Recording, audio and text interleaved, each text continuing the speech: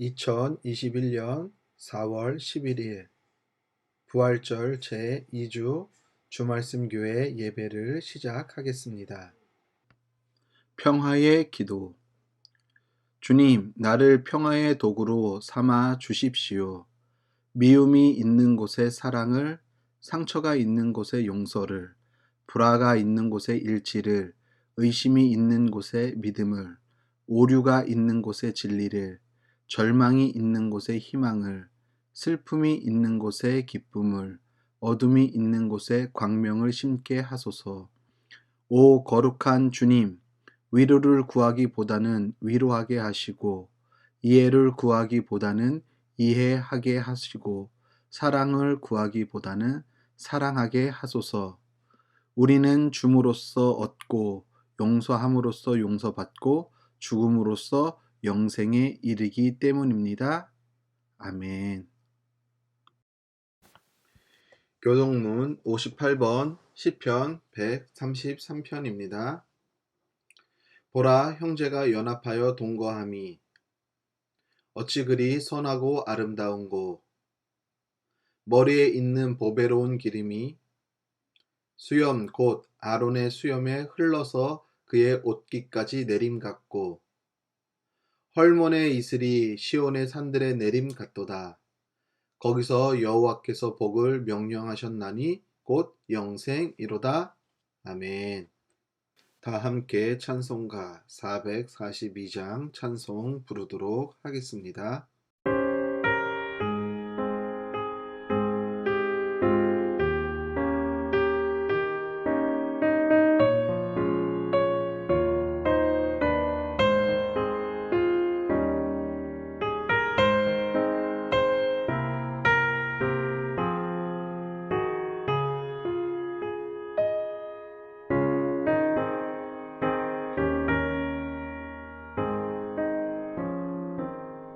저 장미꽃 위에 있음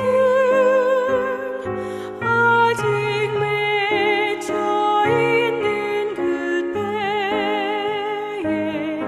귀에 흐르는 소리 들리니 주 음성 분명하다.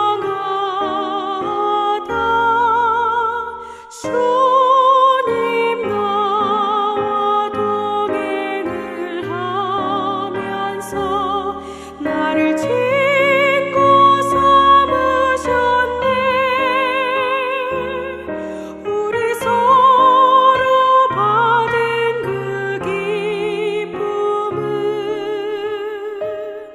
알 사람이 없도다. 그 정한 주의 음성 우는 새도 잠잠케 한다. 내게 들리던 주의 음성이 늘 위에 쟁쟁하다. 주님 나와 동행을 하면서 나를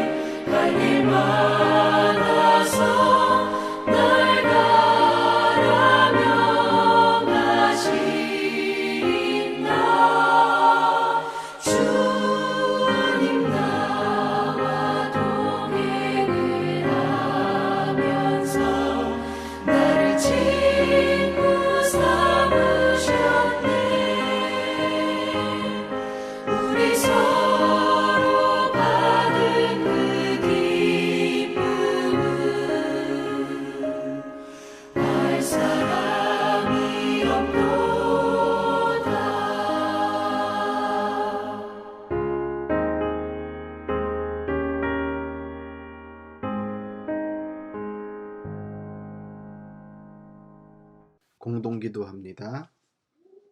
하나님, 새날을 허락하시고 오늘도 살아가라고 말씀하심이 우리에게 은혜이건만 하루하루 믿음으로 살아가는 것이 쉽지 않고 은혜로 다가오기보다는 버겁고 힘겹게 느낄 때가 더 많은 현실입니다. 하지만 이런 버겁고 힘든 현실 가운데서 더욱더 주님을 바라보게 하시고 주님의 말씀을 붙잡고 사는 우리들이 되게 하옵소서. 비록 삶이 넉넉하지 못하고 힘겹지만 포기하거나 낭망하지 않고 우리의 영원한 힘이며 생명이신 주님만 바라보며 오늘도 한 걸음 한 걸음 걷게 하옵소서. 하나님, 주님께서 핏값으로 세우신 주님의 교회가 세상의 빛과 소금의 역할을 감당하길 원합니다. 주님께서도 소금이 그 맛을 잃으면 무엇으로 이를 짜게 하겠느냐고 말씀하십니다. 지금 우리가 몸담고 있는 교회 공동체가 소금의 역할을 잘 감당하고 있는지, 빛의 사명을 잘 감당하고 있는지, 우리 교회 공동체의 모습을 성찰해 보게 하옵소서. 빛을 잃고 맛을 잃은 공동체가 되었다면 그것은 결국 버림받을 수밖에 없다는 사실을 통감하며 오늘도 교회 공동체에 틀어진 모양들을 원래의 모습으로 바꿔나가 건강한 공동체로 다시 주님의 교회들이 서게 하옵소서. 하나님, 코로나19의 기세가 여전히 우리의 삶에 많은 영향을 미치며 우리의 일상을 흔들고 있습니다. 이 삶은 우리뿐만이 아니라 전 세계가 동일하게 겪고 있는 상황이긴 하지만 오랜 코로나와의 싸움으로 인해 피로감이 많이 쌓여 있습니다. 조금만 더 견디면 벗어날 것 같지만 그 시간이 언제인지 알 수 없다는 것이 우리를 더 힘들게 하는지도 모르겠습니다. 하지만 지금도 코로나로부터 벗어나기 위해 최전방에서 애쓰고 수고하는 방역당국과 정부를 신뢰하고 조금 더 견디고 인내하며 정부와 방역당국의 지침에 적극 협조하며 나아가는 우리 성도들의 삶이 되게 하옵소서. 주님, 지금도 세계 곳곳에 흩어져 주님의 복음을 증거하고 주님의 나라를 세워가는 선교사님들의 그 수고와 헌신이 오늘도 그들이 밟는 땅 가운데 아름다운 열매로 맺는 은혜를 허락해 주옵소서. 주님, 오늘도 우리가 정성을 담아 주님께 귀한 예물 준비해서 드립니다. 주님 기뻐 받아 주옵시고 들어진 손길들을 기억하사 그들에게 하늘의 신령한 복과 땅의 기름진 복으로 채워 주옵소서. 찬양과 영광과 존귀를 받으시기에 합당하신 주님을 찬양하오며 우리 주 예수 그리스도의 이름으로 기도합니다. 아멘. 주말씀 소식을 알려드립니다. 주말씀 교회 영상을 시청하는 여러분을 예수님의 이름으로 축복합니다. 코로나 방역 지침에 우리 교회의 경우 20명까지는 현장 예배가 가능합니다. 정부의 코로나 방역 지침에 따라 가급적 지인 및 가족 모임은 자제해 주시길 바랍니다. 주말씀 교회 설교 영상은 유튜브 동탄 주말씀 TV를 검색하시면 시청할 수 있습니다. 교회와 나라를 위해 기도에 힘쓰는 성도님들 되길 바랍니다. 하나님의 말씀 보도록 하겠습니다. 하나님의 말씀은 요한복음 4장 7절로 15절까지 있는 말씀입니다. 한 사마리아 여자가 물을 기르러 나왔다. 예수께서 그 여자에게 마실 물을 좀 달라고 말씀하셨다. 제자들은 먹을 것을 사러 동네에 들어가서 그 자리에 없었다. 사마리아 여자가 예수께 말하였다. 선생님은 유대 사람인데 어떻게 사마리아 여자인 나에게 물을 달라고 하십니까? 유대 사람은 사마리아 사람과 상종하지 않기 때문이다. 예수께서 그 여자에게 대답하셨다. 내가 하나님의 선물을 알고 또 너에게 물을 달라는 사람이 누구인지를 알았더라면 도리어 내가 그에게 청하였을 것이고 그는 너에게 생수를 주었을 것이다. 여자가 말하였다. 선생님에게는 두레박도 없고 이 우물은 깊은데 선생님은 어디에서 생수를 구하신단 말입니까? 선생님이 우리 조상 야곱보다 더 위대하신 분이라는 말입니까? 그는 우리에게 이 우물을 주었고 그와 그 자녀들과 그 가축까지 다 이 우물의 물을 마셨습니다. 예수께서 말씀하셨다. 이 물을 마시는 사람은 다시 목마를 것이다. 그러나 내가 주는 물을 마시는 사람은 영원히 목마르지 아니할 것이다. 내가 주는 물은 그 사람 속에서 영생에 이르게 하는 샘물이 될 것이다. 그 여자가 말하였다. 선생님, 그 물을 나에게 주셔서 내가 목마르지도 않고 또 물을 기르러 여기까지 나오지도 않게 해 주십시오. 아멘.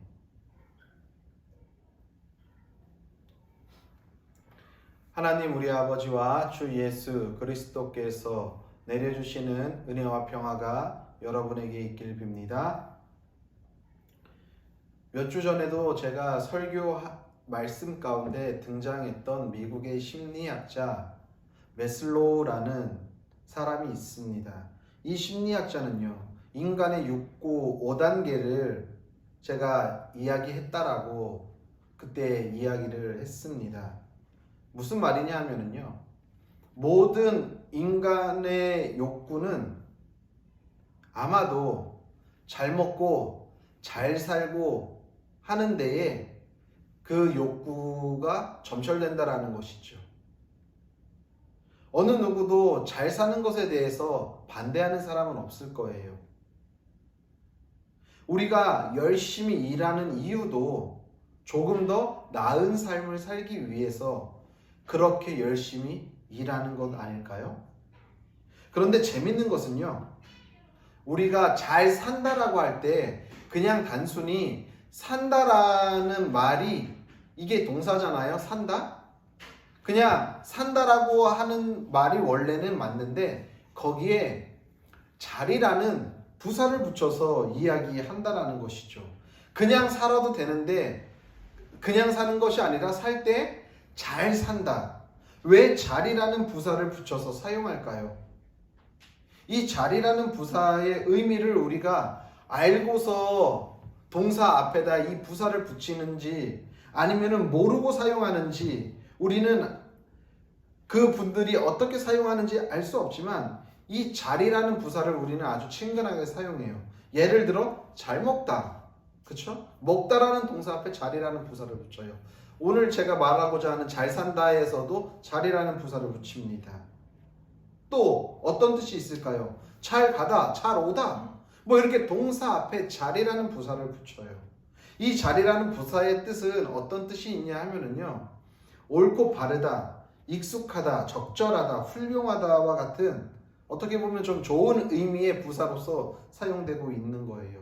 그런데 우리가 잘 산다라는 것은 아마도 우리가 지금의 삶이 내 생각보다, 내 기준보다 그만큼 잘 살지 못하기 때문에 잘 산다라는 것으로 표현하고 있지는 않은가. 우리의 그 생각과 우리의 희망과 우리의 그 욕망이 그 안에 잘이라는 부사 안에 담겨져서 있지 않을까 생각해 본다라는 것이지요.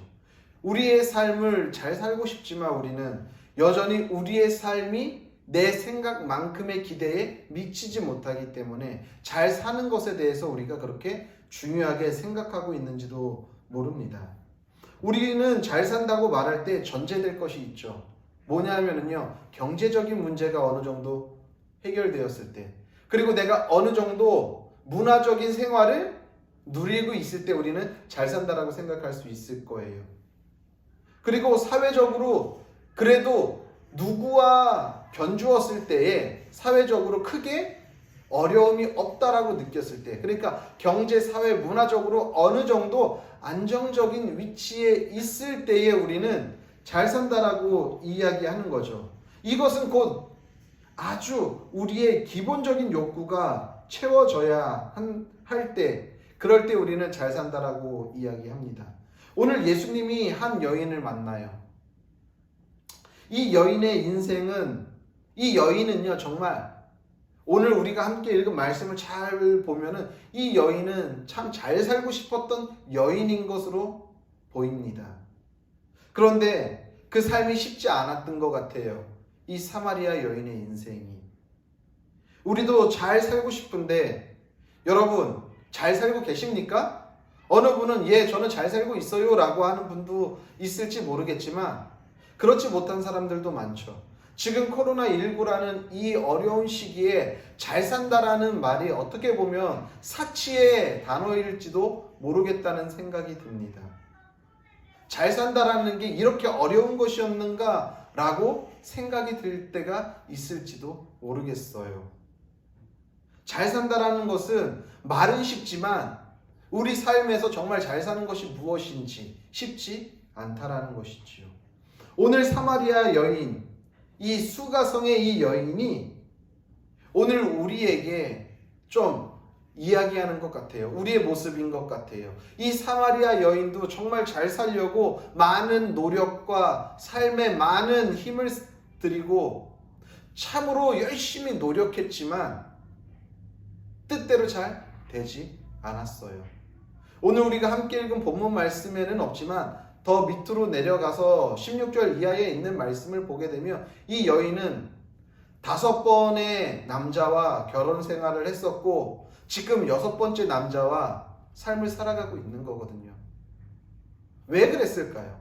잘 살아보려고 이 남자와 살아봤는데 열심히 맞춰서 살아보려고 했는데 쉽지 않았고 또 다른 남자를 선택했는데도 쉽지 않았고 5명의 남자를 선택해서 결혼했음에도 불구하고 그의 삶은 쉽지 않았던 거예요.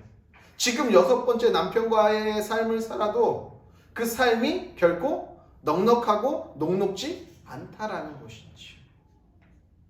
오늘 예수님이 유다에서 지금 갈릴리로 올라가십니다. 이스라엘 지도를 우리가 기억한다고 한다면 유다는 이스라엘 지도 남쪽에 있는 거죠. 갈릴리는 아주 북쪽에 있어요. 그래서 지금 유다에서 갈릴리로 갈 때에는 꼭 항상 어디를 통과해야 하냐 하면은 사마리아라는 지역을 지나가게끔 돼 있는 거예요. 오늘 예수님이 사마리아에 들어가서 야곱이 파놓은 우물에서 쉼을 쉴 때에 이 시간을 성경은 6시라고 기록합니다. 이 6시라는 시간은요, 성경에서의 시간과 지금 우리가 사용하고 있는 시간은 좀 차이가 있습니다. 거기에 6시간을 좀 더 추가하면은 지금으로 우리가 쓰고 있는 시간으로 환산할 수 있는 것이죠. 즉 여기서 6시라고 했다라는 소리는 오늘날로 말하면 정오, 낮 12시를 의미하고 있는 거예요. 거기서 이제 예수님이 낮 12시에 아마도 사막에 내려쬐는 태양볕을 좀 피하기 위해, 그리고 점심때가 되었으니까 제자들이 그런 예수님의 허기를 달래기 위해 아마도 예수님은 우물 곁에서 좀 쉼을 취하고 제자들은 음식을 구하러 사마리아 안으로 들어갔겠지요. 그때에 그 시각에, 그 더운 시각에, 사람들이 잘 활동하지 않는 시각에 이 여자는 머리에 물동이를 지고 이 우물 곁에 와가지고 물을 길러 왔다라는 것이지요. 제가 2006년도에 필리핀 단기 선교를 갔던 적이 있습니다. 필리핀 기후는요, 동남아에서 아열대 기후로 분류되어 있죠. 그랬기 때문에 여름에 제가 단기 선교를 갔는데 너무 더웠어요. 정말 거짓말 하나 보태지 않고요. 필리핀 마닐라 공항에서 딱 나갔다가 다시 들어왔어요. 공항 문을 열고 딱 나갔는데 너무나도 덥고 습한 기운이 확 들어오는 바람에 다시 에어컨이 그나마 가동되고 있는 다시 공항 안으로 다시 들어왔는데 그 정도로 아주 덥더라고요. 여기도 마찬가지였죠. 중동 지역도 마찬가지로 더운 기후일 거예요. 필리핀에서 사역을 하는데 점심때 사역하는 게 참으로 힘들어요. 그 현지 선교사님이 그렇게 말씀하시더라고요. 필리핀 사람들은 낮 시간대 뭐 12시부터 3, 4시까지는요 거의 활동을 안 한대요. 특별한 일 아니고서는. 왜냐하면은 너무나도 덥기 때문에 거기서 일을 했다가는 오히려 몸이 탈진되거나 축나기 때문에 일을 하지 않는다라는 거예요. 아마도 마찬가지였다라는 생각이 들어요. 오늘 예수님이 유대에서 갈릴리로 갈 때에 사마리아를 경유하는데 그 시간대가 가장 더울 시간대였고, 그래서 예수님은 그 더위를 좀 식히고 잠깐 쉬었다 가기 위해 사마리아 야곱이 파놓은 그 우물 곁에 있을 때에 이 사마리아 여인을 만나게 되는 것이죠. 이 사마리아 여인은 그럼 아무도 활동하지 않는 이 시간대에 왜 이 우물을 찾았을까요? 아마도 이 우물이 주는 의미는 많을 겁니다. 오늘 우리가 함께 읽은 성경 말씀에도 사마리아 여인이 이야기하잖아요. 야곱으로부터 그의 자녀들이 그리고 그의 가족들이 이곳에서 물을 마셨다라고 이야기해요. 되게 오래된 우물인 거예요. 무슨 말이냐 하면은요, 그 말은 그 주변에는 물이 없다라는 거거든요. 그리고 그 물은 마르지 않는 셈이라는 거예요. 왜냐하면은 야곱에서부터 지금도 그 물을 계속 길어서 마시고 있기 때문에. 아마도 거기서는 그들이 사마리아 사람들이 살아가는 데 있어서 제일 중요한 젖줄이었겠죠. 짐승이 먹고 살 물이 있고 사람이 먹고 살 물이 있어요. 그리고 그곳에서 그 지역의 여인들은 무엇을 했을까요? 그 우물에서는 아침 저녁으로 뜨거운 해를 피해야 하는 시간, 낮이나 저녁에 어떻게 했겠어요? 빨래하면서 남편 흉도 보고요, 자식 자랑도 할 거고요. 그런 어떻게 보면 대화의 소통 창구였겠지요.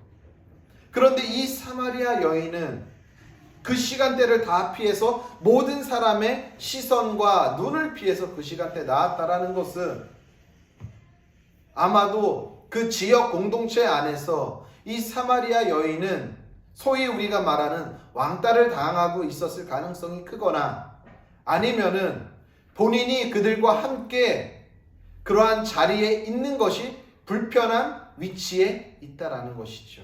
우리는 잘 알고 있어요. 5명의 남편과 이혼을 하고 지금 6번째 남편과 산다라고 한다면 주변 공동체 사람들이 보는 시선이 어떨 줄 우리는 짐작해서 알 수 있겠죠. 한 번 결혼한 것도 아니고 무려 5번이나 결혼을 했었고 지금 6번째 남자와 살고 있으니 그 주변에 있는 여인들이 이 여인을 뭐라고 이야기할까요? 본인도 잘 알고 있었겠지요. 그러니까 그러한 불편한 것들이 있기에 모든 사람의 눈을 피해서 오늘 우물가에 나갔는데 그곳에서 주님을 만나게 되었다는 것입니다. 이 여인은요, 남편들과 살아가면서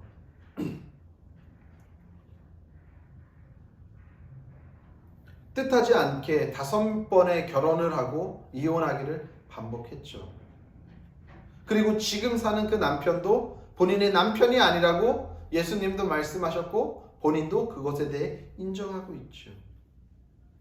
여러 번의 남편을 바꿔가면서 이 여인은 잘 살아보려고 노력했을 거예요. 그쵸? 5명의 남자가 다 똑같은 성격의 남자를 만났을까요?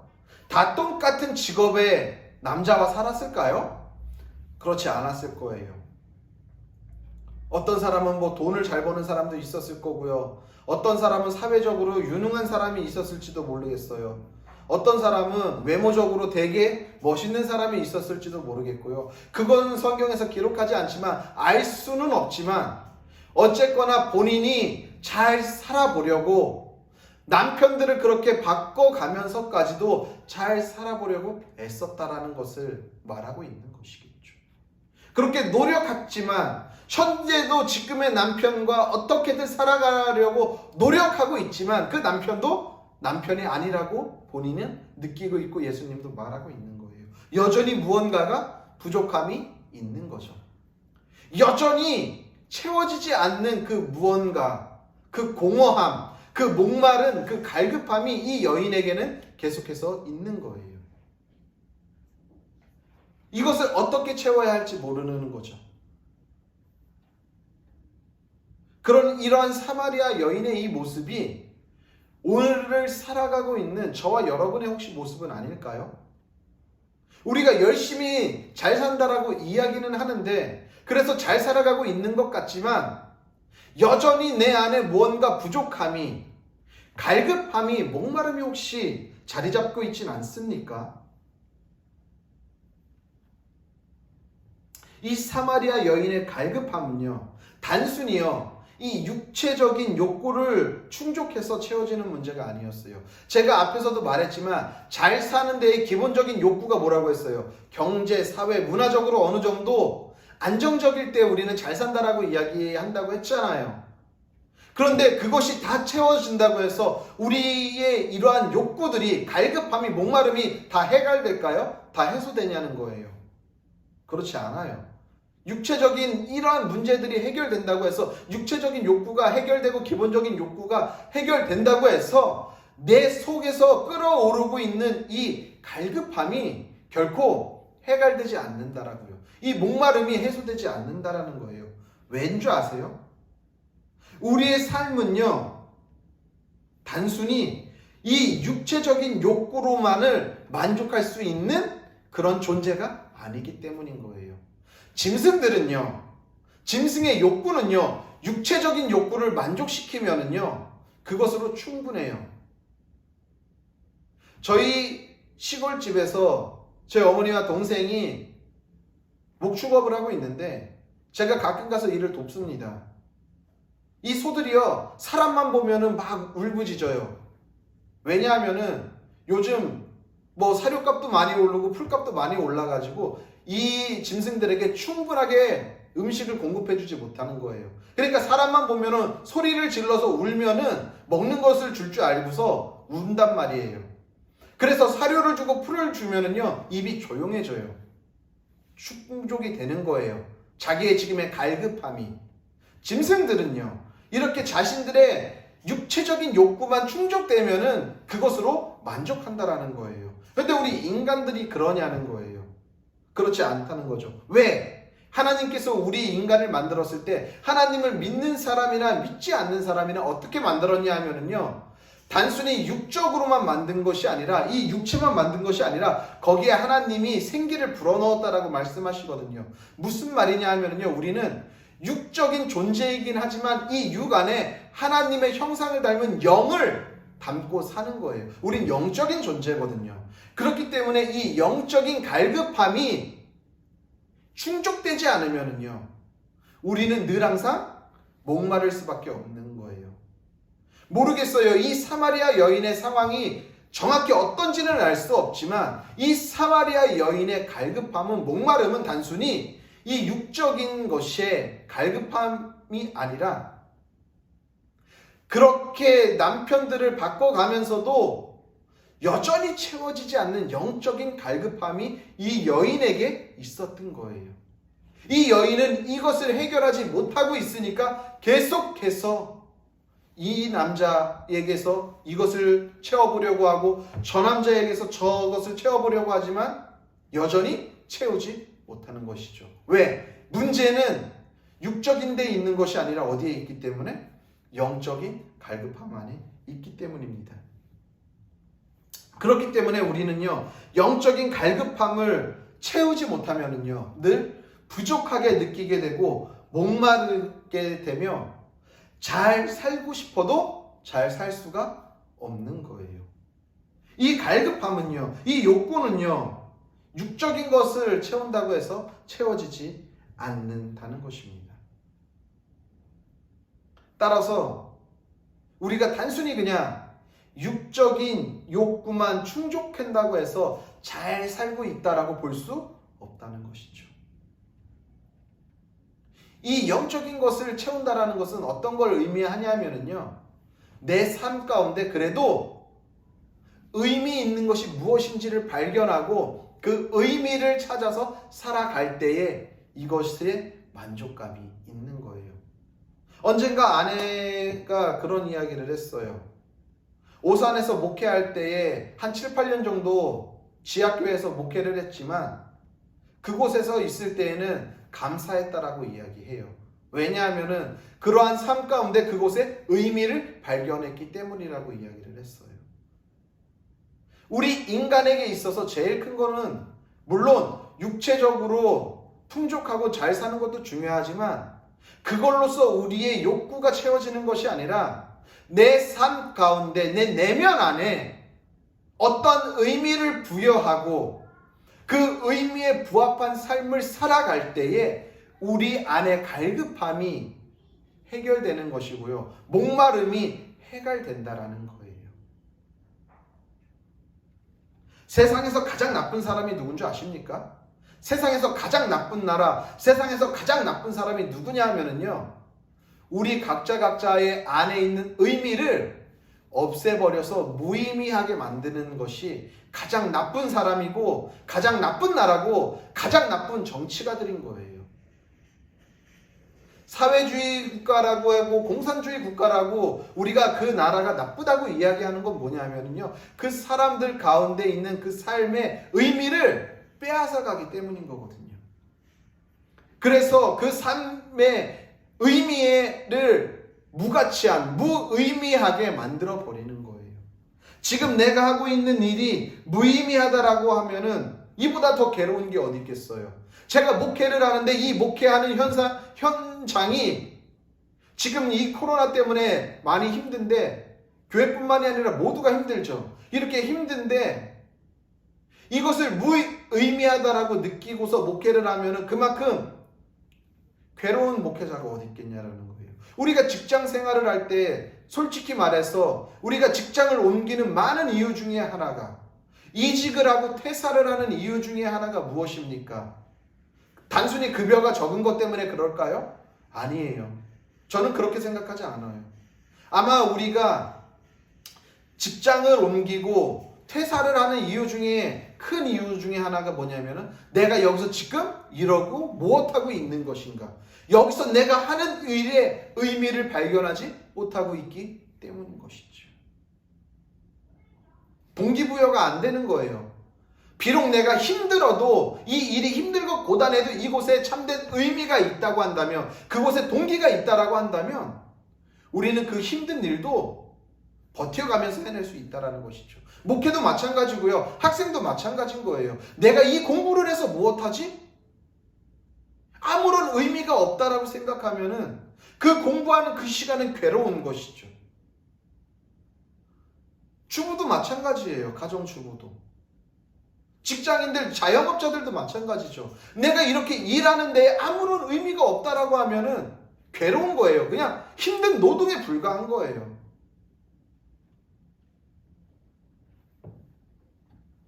이런 삶을 계속해서 반복해서 살아가면은요, 우리의 영혼은요, 지치고 파괴되고 마는 것이죠. 부부관계에서 아무런 의미 없이 살아가면은, 부모 자식 간의 관계에서, 직장 생활에서 아무런 의미 없이 살아간다고 상상해 보십시오. 이것만큼 괴로운 일이 또 어디에 있겠냐는 것이죠. 사마리아 여인의 이 갈급함을 채우기 위해 남편을 계속해서 바꿔갔지만 이 갈급함은 채워지지 않고 오히려 더 타는 듯한 갈증으로 목이 마르게 되었다는 겁니다. 사마리아 여인은 잘 살기 위해 남편과의 관계에서 의미를 찾아보려고 애썼지만 번번이 실패하고 말았어요. 그러니 이 여인의 이 갈급함이 해결이 되겠습니까? 이 인생의 목마름은 더 깊어갈 수밖에 없다는 것이죠.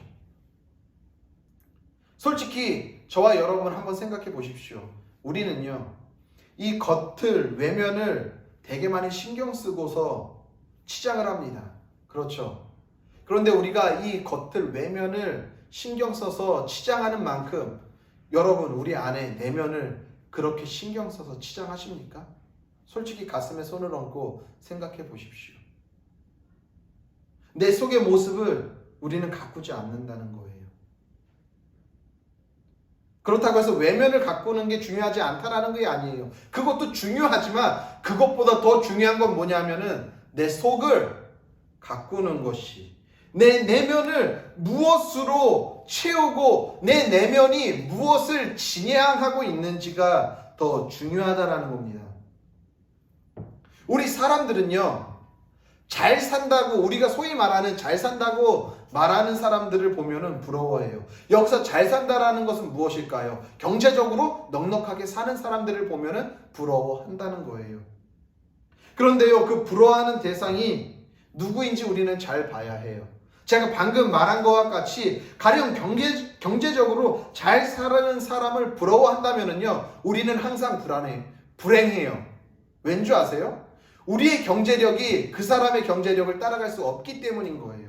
그러니까 우리가 그 사람을 바라보면서 계속해서 그 사람을 지향해서 가면은요, 우리의 인생은 계속 불행해지고 계속 목마를 수밖에 없는 거예요.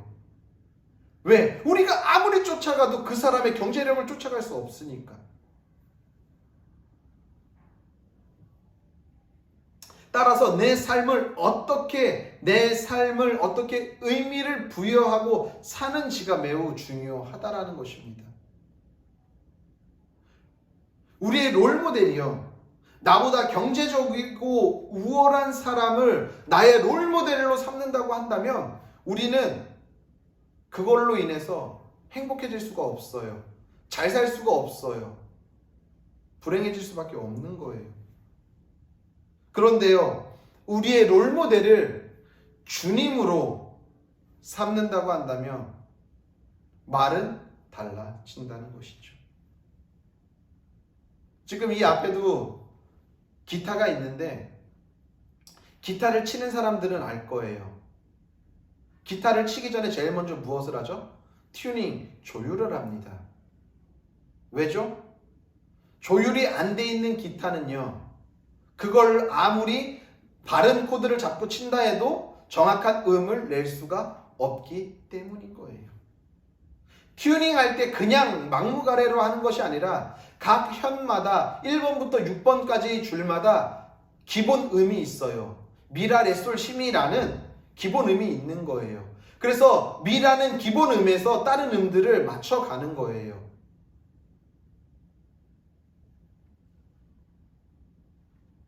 이 기본은 중심으로 기타 줄을 조율해야지 기타가 제대로 튜닝이 되는 거예요. 그래야지 그 기타를 가지고 음악을 연주할 수 있게 되는 것입니다.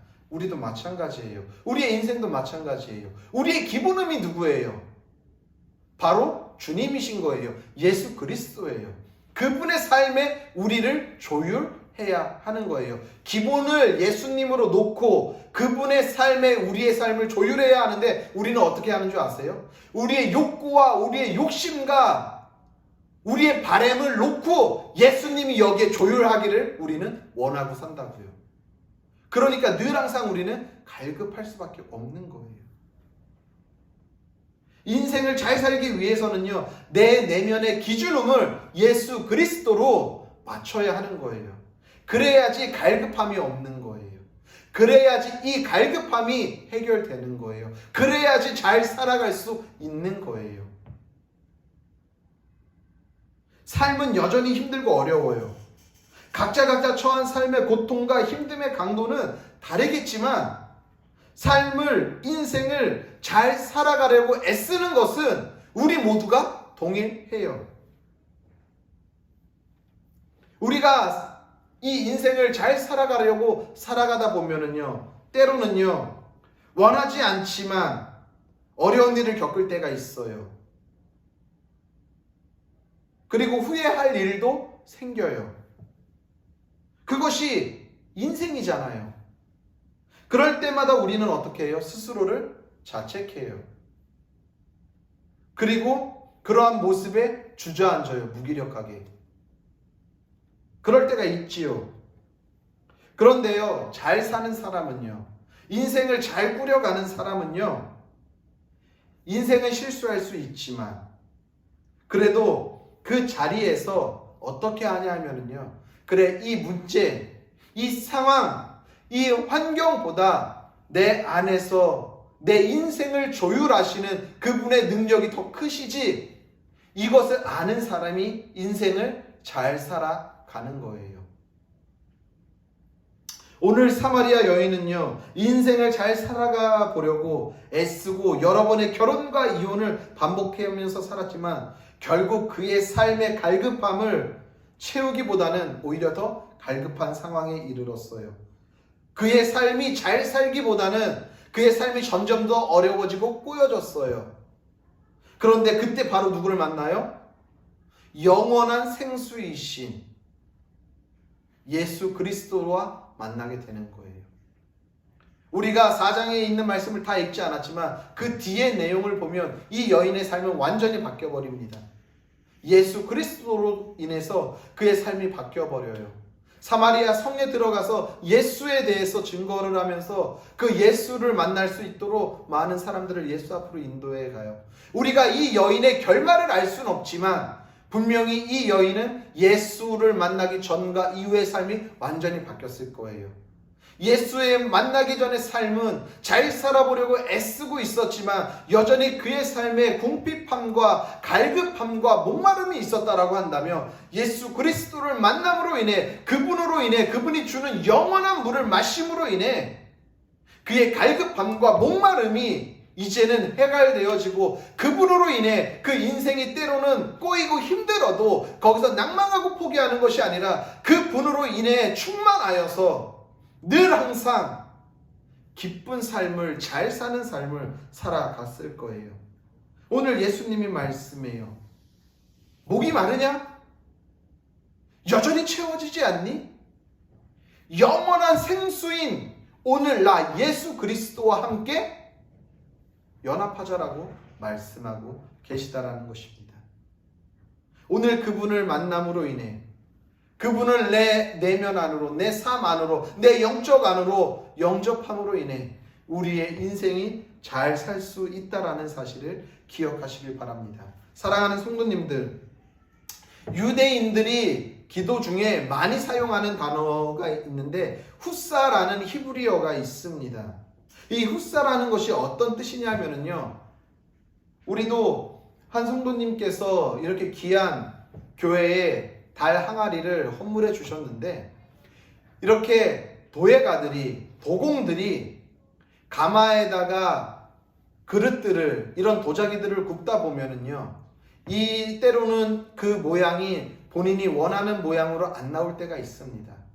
그럼 어떤 도예가들은 그것이 자기의 마음에 맞지 않는다라고 깨버리는 것이 일수죠. 그런데 또 어떤 도예가는요, 그렇게 깨어지고 혹은 금이 가고 혹은 모양이 좀 틀어지고 뭉그러진 것도 그것 자체로 아름답다라고 여겨서 그것 자체를 사랑하는 도예가도 있다는 것이지요. 후사라는 것이 바로 그런 것을 의미합니다.